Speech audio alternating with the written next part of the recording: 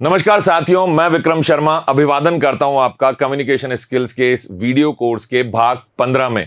भाग 15 यूं तो बहुत छोटा सा भाग है, लेकिन ये बहुत महत्वपूर्ण है क्योंकि ये हमें सिखाता है कि जब हम लोगों से मिलें तो हमें किस तरह से बात की शुरुआत करनी चाहिए। जैसा कि जब भी मैं आपका स्वागत करता हूं किसी भी भाग में, तो मैं आपका बताता हूं कि मैं विक्रम शर्मा हूं और आपका अभिवादन करता हूं, आपका स्वागत करता हूं। तो इसी के बारे में बात करेंगे। भाग 15 में हम बात करने वाले हैं अभिवादन के बारे में, मतलब ग्रीटिंग्स। अब अभिवादन क्या चीज है? पहली बार जब भी आप मिल रहे हैं, पहली मुलाकात नहीं, दिन भर में जब भी आपकी पहली बार बात हो रही है, या फिर आप किसी को लेटर लिख रहे हैं, ऑफिशियल लेटर लिख रहे हैं, कोई पत्र लिख रहे हैं, कोई ईमेल भेज रहे हैं, उसमें हमें किसी को संबोधित करना होता है। और उस संबोधन को हम किस तरीके से करें कि वो बातचीत जो है वो सही दिशा में आगे बढ़े, इसी को बोलते हैं ग्रीटिंग। तो जब भी हम बात करते हैं अभिवादन की, तो ये संचार का एक मूलभूत पहलू है। यहीं से तो बात चालू होती है। नमस्कार दोस्तों, मैं विक्रम शर्मा। तो यहां मैंने अपना इंट्रोडक्शन भी दिया, मैंने अपना परिचय भी दिया और सबसे पहले आपका अभिवादन किया। याद है ना, हर बार सुनते हैं आप ये चीज। तो ये एक मूलभूत पहलू है जो बातचीत के लिए माहौल बनाने में महत्वपूर्ण भूमिका निभाता है। इससे हमें कोई भी बात आगे बढ़ाने में मदद मिलती है, शुरुआत करने में मदद मिलती है। आइए इसे गहराई से समझते हैं। जब कभी भी हम किसी का अभिवादन करते हैं तो दूसरों को स्वीकार करने और बातचीत शुरू करने के लिए एक विनम्र और मैत्रीपूर्ण तरीका जो है, ये अभिवादन है। इसी को हम इस्तेमाल में लेते हैं बात की शुरुआत में, और इससे हम हमारी मित्रता जाहिर करते हैं, इससे हमारी विनम्रता को जाहिर करते हैं, इससे हम हमारा एक बॉन्ड बनाने की शुरुआत करते हैं। बॉन्ड मतलब समझ गए ना, एक ऐसा रिश्ता बनाने की शुरुआत करते हैं जिस अभिवादन के माध्यम से मैं आपका ध्यान अपनी तरफ खींचता हूं। नमस्कार भाई साहब, कैसे हैं आप? नमस्ते मौसी जी, प्रणाम मौसी जी। कई तरह के ऐसे अभिवादन हम आज सीखने वाले हैं, जो हमारे दोस्तों के बीच में, हमसे बड़े लोगों के बीच में, जो भी हमारे अफसर हैं, सहयोगी हैं, और जो भी तमाम लोग हमारे साथ काम करते हैं या जिनको हम डायरेक्ट जानते भी नहीं हैं, इन लोगों को हम कैसे इनका अभिवादन करें, कैसे ग्रीटिंग्स इनको दें, वो हम सीखने वाले हैं इस भाग में। तो समझिए, जब कोई एक संदर्भ के लिए बात हो रही है, कोई एक टॉपिक है, उसके बारे में हम बात कर रहे हैं, कोई सांस्कृतिक मानदंडों की बात चल रही है, या रिश्ते की प्रकृति, मेरा रिश्ता किससे कैसा है, मुझसे कोई बड़ा है, कोई बहुत बड़ा है, उम्र में मुझसे काफी बड़ा है, तो मैं वहां प्रणाम करूंगा, चरण स्पर्श बोलूंगा, ढोक बोलूंगा, राजस्थानी में ढोक कहते हैं, पंजाबी में पैरी पौना बोलूंगा, सत श्री अकाल बोलूंगा। इस तरह के कई सारे अभिवादन हैं, इनकी अलग अलग कैटेगरी हैं, और इन सब कैटेगरी के अनुसार ही हम हमारी बातचीत की शुरुआत करते हैं। तो जब भी कोई संदर्भ चल रहा है, कोई सांस्कृतिक मानदंड पे बात हो रही है, रिश्ते की प्रकृति के अनुसार, उनके आधार पर उपयुक्त अभिवादन ये अलग अलग होते हैं। तो आइए सीखते हैं एक एक करके उपयुक्त अभिवादन किस स्थिति में आपको लोगों को कैसे उनका अभिवादन करना चाहिए, कैसे उन्हें पुकारना चाहिए, बात की शुरुआत कैसे करनी चाहिए।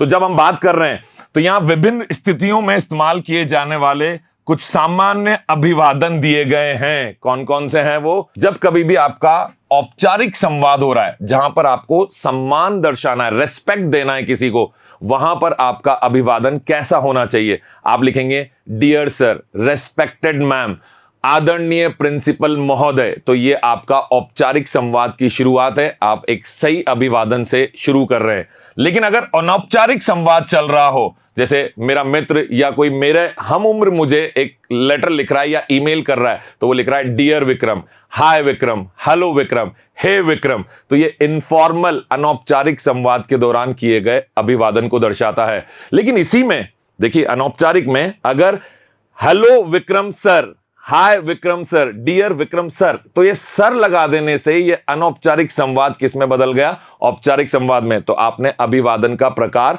कुछ अलग अलग शब्दों के चुनाव से बदल दिया। वहीं जब मैं बात करता हूं प्रोफेशनल ग्रीटिंग्स की, रेस्पेक्टेड डॉक्टर, आप किसी डॉक्टर को अगर एड्रेस कर रहे हैं, रेस्पेक्टेड टीचर, आप मेंशन कर रहे हैं वहां पे, ये निर्धारित कर रहे हैं कि आप उसके पेशे से संबंधित कोई बात वहां उसको लिखना चाह रहे हैं, तो आपने उसको डॉक्टर कह के बुलाया क्योंकि आप डॉक्टर के तौर पे उसको देखते हैं। तो पेशेवर ग्रीटिंग्स में आपको अच्छा इनको एड्रेस करने का तरीका भी होता है। यहां पे भी हम डियर सर, रेस्पेक्टेड सर, यहां पे भी आपको सम्मान का भाव बना के रखना है पेशे के साथ साथ। बात आती है व्यापारिक संवाद की, तो इस तरह के संवाद में आपको जो अभिवादन करना है उस अभिवादन में सम्मान भी होना चाहिए और इसके साथ साथ आप कोई ना कोई सवाल भी पूछ सकते हैं। जैसे कि आपने बोला hello sir, how are you, तो जब आपने अपना हेलो सर बोला उसके साथ यह भी पूछा कि आप कैसे हैं, हाउ आर यू टुडे, आज आप कैसे हैं, तो साथ में सवाल भी एक छोटा सा जोड़ दिया जिससे कि आपकी बातचीत आगे बढ़े, क्योंकि अब वो इस बात का जवाब देंगे। फिर बात आती है टेलीफोनिक संवाद की। जब आप किसी से फोन पे बात कर रहे हैं, आपने कॉल लगाया, तो अब ये डिपेंड करता है, ये निर्भर करता है इस बात पे कि आप फोन किसको कर रहे हैं। अगर कोई आपसे बड़ा है तो फिर से आप नमस्कार सर, कैसे हैं आप, फिर से सवाल के साथ चालू कर सकते हैं।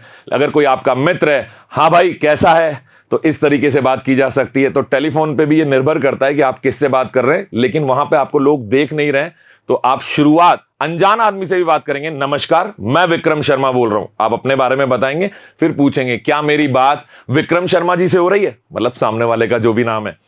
इसके बाद आता है कैजुअल ग्रीटिंग्स, जो हम हमारे दोस्तों के बीच में करते हैं। कई तरह के भाषाई शब्द हम इस्तेमाल में करते हैं, और भाई कैसा है, क्या चल रहा है आजकल, तो ये हम हमारे दोस्तों से, अपने पीयर ग्रुप में, अपने हम उम्र लोगों के साथ ऐसा बात करते हैं। और जब बात आती है स्पेशल ओकेजन्स की, विशेष अवसर की, जैसे कि दिवाली पे मैं आपसे बोलूंगा दिवाली की शुभकामनाएं, कैसे हैं आप, या दिवाली की हार्दिक शुभकामनाएं, या आपका प्रमोशन हुआ है तो मैं कह रहा हूं बहुत बहुत हार्दिक बधाइयां आपको प्रमोशन के लिए। तो यहां पे जो संवाद की शुरुआत हो रही है, अभिवादन जो मैं कर रहा हूं, वो शुरुआत में मैं आपको नमस्कार सर, दिवाली की शुभकामनाएं, हेलो सर, तो मैंने कोई भी शब्द यूज किया लेकिन पीछे एक शुभकामनाएं दे दी, मैंने पीछे बात शुरुआत करने के लिए एक सवाल को जोड़ दिया। इस तरीके से अभिवादन को हम आगे बढ़ा सकते हैं। फिर आता है कल्चरल ग्रीटिंग, सांस्कृतिक संवाद, जैसे कि कम्मागणी, पैरी पौना, सत श्री अकाल, तो ये जो संस्कृति से जुड़े, केमचो, मजामचो, ये संस्कृति से जुड़े हुए जो संवाद हैं, इसमें हम अभिवादन भी, हमारी संस्कृति को झलकाता है हमारा अभिवादन करने का तरीका। फिर हम बात करते हैं परिचितों के साथ जो हमारी पहचान है, जो भी हमारा रिश्ता है, मौसी जी ढोग, मौसा जी प्रणाम, तो अपन जिस तरह के व्यक्ति से बात कर रहे हैं, या अगर हमसे कोई उम्र में छोटा है तो उससे भी हम बात करते हुए कहेंगे हाँ भैया जीते रहो, खुश रहो, लंबी उम्र हो। तो हमने यहां अभिवादन के साथ कोई ना कोई एक ऐसा शब्द जोड़ दिया है या ऐसा वाक्य जोड़ दिया है जो उस सम्मान को दिखाता है या प्रेम के भाव को दर्शाता है। फिर आता है ईमेल ग्रीटिंग। जब ईमेल में बात की जाती है तो जैसा मैंने आपको बताया, अगर मुझे कोई मेरा हमउम्र ईमेल लिखेगा तो हेलो विक्रम, हाय विक्रम लिख सकता है। अगर कोई मुझसे छोटा, उम्र में छोटा या पद में छोटा व्यक्ति मुझे ईमेल लिखेगा तो respected sir, dear sir, greetings for the day, आपका अभिवादन करता हूं आज के दिन के लिए, जब वो जिस दिन वो ये ईमेल लिख रहा है। तो ये लिखने के कई सारे तरीके हैं जिनसे हमारी बातचीत की शुरुआत होती है, इन्हीं को हम ग्रीटिंग्स बोलते हैं। अब आप समझिए फॉर्मल ग्रीटिंग्स में, जैसा मैंने आपको बताया, हमने लिखा डियर, फिर टाइटल हमने दिया, मिस्टर हो सकता है, मिस हो सकता है, मिसेज हो सकता है, और शर्मा लिख दिया, विक्रम शर्मा अगर मेरा नाम है तो लिखा डियर मिस्टर शर्मा। कभी कभी हम इसमें गुड मॉर्निंग या गुड आफ्टरनून या गुड इवनिंग, फिर मिस्टर, फिर शर्मा, ऐसा भी लिख सकते हैं। तो शुरुआत करने के मैंने आपको कई सारे तरीके बताएं, और भी तरीकों के साथ आगे बढ़ेंगे। रेस्पेक्टेड मिस्टर शर्मा, आदरणीय लिखा, फिर शीर्षक दिया श्रीमान, श्रीमती, तो इस तरह से हमने शीर्षक दिया और बाद में अंतिम नाम लिख दिया जाएगा, मतलब जो मेरा उपनाम होगा शर्मा।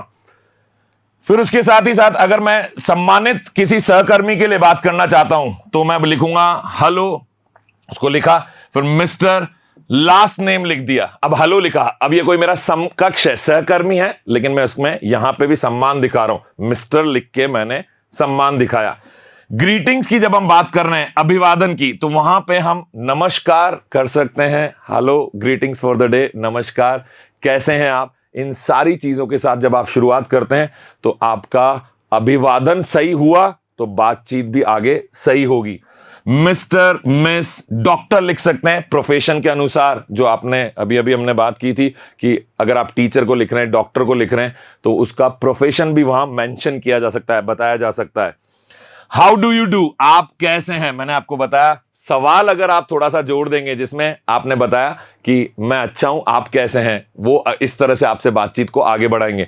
तो कोशिश करिए सिर्फ हेलो, हाय, नमस्कार, रेस्पेक्टेड नहीं, साथ में कोई छोटा मोटा ऐसा सवाल जोड़े जो सामने वाले को उसका जवाब देने पे मजबूर करे। इससे बातचीत हमेशा आगे बढ़ती है। सर या मैडम आमतौर पे हम लोगों को इस तरीके से संबोधित कर सकते हैं।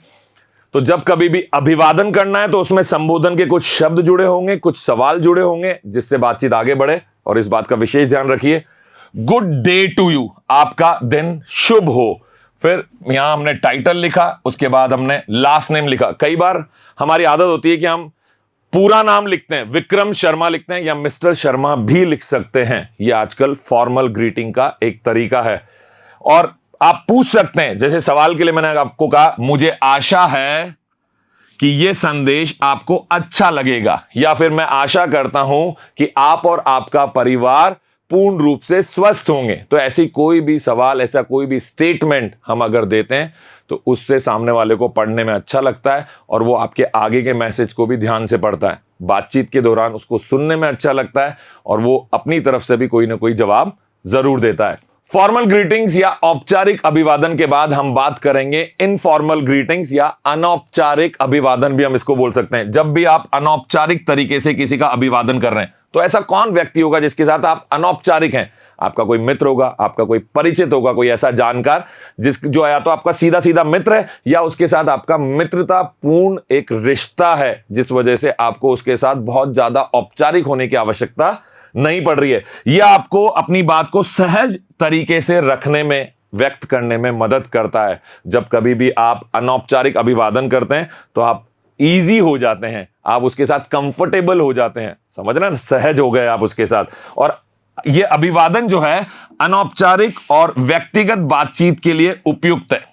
जब हम दो दोस्त बात कर रहे हैं, दो जानकार सहकर्मी बात कर रहे हैं, तो यहां पर हम अनौपचारिक अभिवादन एक दूसरे का कर सकते हैं। और भाई तू कैसा है, और भाई तुम कैसे हो, तू, तुम, आप, किसी भी शब्द का इस्तेमाल करिए यह देखते हुए कि आपका उसके साथ संबंध कैसा है। अनौपचारिक और औपचारिक संवादों के बीच में एक फर्क को समझने के लिए हम उसे अंग्रेजी में बोलते हैं, हम ग्रीटिंग्स की बात कर रहे हैं या सैल्यूटेशंस की बात कर रहे हैं। सैल्यूटेशंस मतलब जब हम ज्यादा औपचारिक तरीके से किसी का अभिवादन करेंगे, सैल्यूट करना कहते हैं ना, तो सैल्यूटेशन मतलब हम उसको अति सम्मान देना चाहते हैं, औपचारिक तरीके से उसका अभिवादन करना चाहते हैं, उसे सैल्यूटेशन बोलेंगे। ग्रीटिंग्स आमतौर पे अभिवादन है, तो सैल्यूटेशन भी अभिवादन है लेकिन ज्यादा औपचारिक है। अभिवादन से होता क्या है, आप अपने आप को अभिव्यक्त कर पाते हैं, आप बता पाते हैं कि आप उस सामने वाले व्यक्ति के प्रति क्या सोच रहे हैं, और साथ ही साथ यह आपकी बातचीत की शुरुआत करने में आपकी मदद करता है। जब मैं बात कर रहा हूं सैल्यूटेशंस और ग्रीटिंग्स के बीच के फर्क की, तो आपको यह समझना पड़ेगा कि जब हम अनौपचारिक होते हैं तो जो भी संदर्भ में हम बात कर रहे हैं, जिस भी व्यक्ति से हम बात कर रहे हैं, उसके साथ जो हमारा संबंध है या हमारे कोई सांस्कृतिक मानदंड है, उनके आधार पर हम अलग अलग तरीके से अनौपचारिक अभिवादन करते हैं। और जब औपचारिक अभिवादन की बात आती है, जिनको सैल्यूटेशन कहते हैं, उस सिचुएशन में या उस केस में आपको बड़ा ध्यान रखना पड़ता है कि आप सामने वाले को पूर्ण रूप से सम्मान दे रहे हैं। यहां मित्रता है, प्रेम है, वहां सम्मान है।